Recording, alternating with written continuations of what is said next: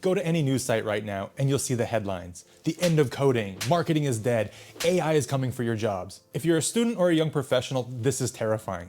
You're spending 4 years and thousands of dollars on a degree, wondering if the career that you're studying for will even exist by the time you graduate. I'm here to tell you that the panic is overblown, but the change is real.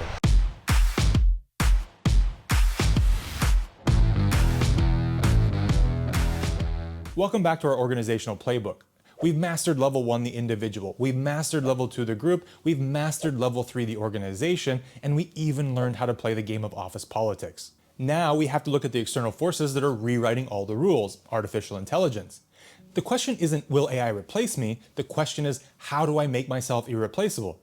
Well, today I'm giving you a 3-step action plan to future-proof your career. First, we need a reality check. History is full of technologies that people thought were going to destroy jobs. When the ATM was first introduced in the 1970s, everyone thought bank tellers were doomed. But a funny thing happened. The number of bank tellers actually went up. Why? Because ATMs made it cheaper to open branches, so banks opened more of them. And because the tellers weren't stuck counting cash all day, their jobs changed. They became relationship managers, solving complex problems and selling loans. This is the golden rule of automation. AI automates tasks, not careers. A study by Goldman Sachs suggests that while 2/3 of jobs are exposed to AI automation, the vast majority will be complemented by AI, not replaced by it. So stop worrying about a robot taking your job and start worrying about how to use a robot to do your job better. This brings us to step 1, becoming an AI collaborator. Wharton professor Ethan Mullet calls it the Centaur strategy. In mythology, a centaur was half human and half horse. In business, a centaur is a human who knows exactly how to use AI to run faster. Too many people are hiding their use of AI because they think it's cheating. And that's the wrong mindset. If you're a junior analyst and you can use AI to write a Python script that cleans data in 5 minutes instead of 5 hours, you aren't cheating, you're efficient. Your goal is to be the person on the team who says, I can get it done by the end of the day, because you know how to prompt AI to do the heavy lifting. Don't just learn how to code, learn how to debug code written by AI. Don't just learn how to write, learn how to edit and refine drafts generated by AI. We actually have proof this works. A major study done by the Boston Consulting Group tested hundreds of consultants on realistic business tasks.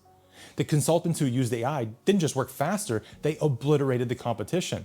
They completed 12% more tasks, their work was 25% faster, and most importantly, their work was rated as 40% higher quality. They weren't replaced by AI, they were supercharged by it. The Centaurs won. You need to stop fighting the tools. Instead, master them and be the centaur. The second step is to double down on your human skills. Now, if AI handles the technical tasks, the coding, the data entry, the basic drafting, what's left for you? This is where our entire series on organizational behavior pays off. AI has an IQ of 150, but it has an EQ of 0.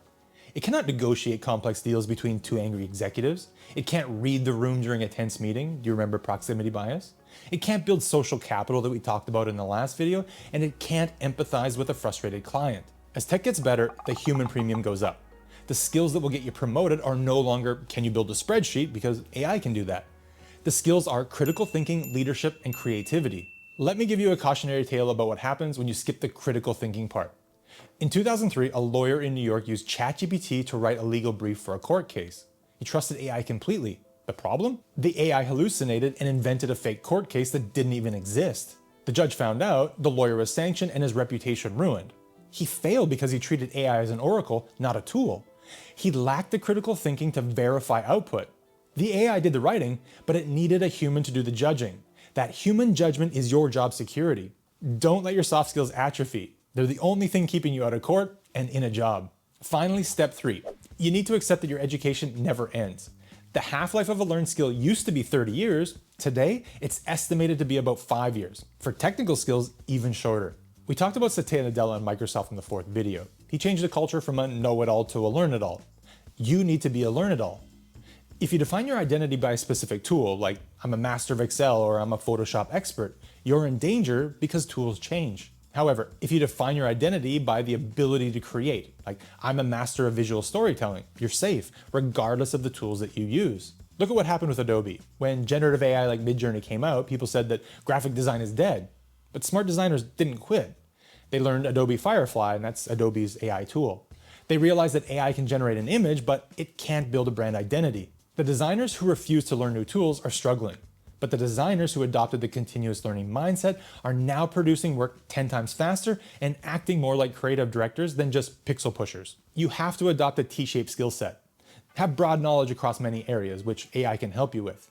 But have deep human expertise in one specific area that requires judgment and nuance. Here's the bottom line. There's a famous quote circulating in the tech world right now, and it's absolutely true. AI will not replace you.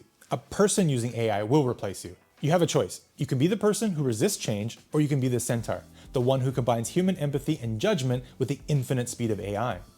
If you've watched this series, you already have that advantage. You understand the human side of business. I want to know, what is one AI tool that you're using right now that saves you the most time? Tell me in the comments so that way we can all learn from it. In our next video, we're flipping the script on leadership. We usually think about how your boss manages you, but the secret to a fast-track career is knowing how to do the opposite. In the next video, we're teaching you how to manage your boss and become the leader you wish you had. As always, thanks for watching, and I'll see you in the next video.